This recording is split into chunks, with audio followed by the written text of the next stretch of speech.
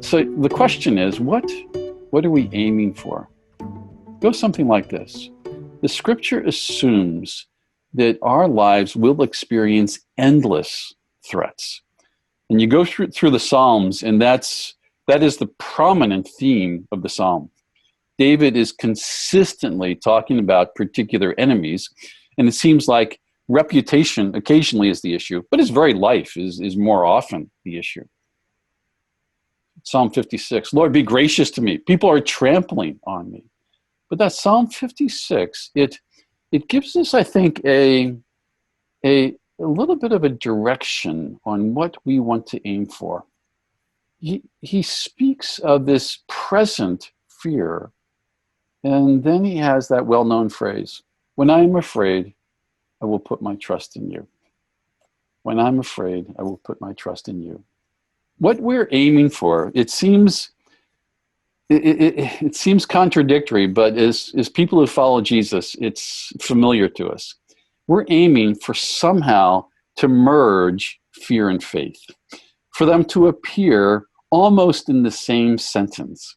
That's what you have in the Psalm. I am scared to death. I am absolutely scared to death. When I am afraid, I put my trust in you.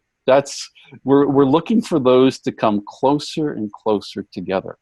An analogy for that would be grief. An analogy would be the loss of a loved one, where a Christian funeral is doing exactly the same thing, where grief and faith are being joined together, where we sing songs of worship as we cry.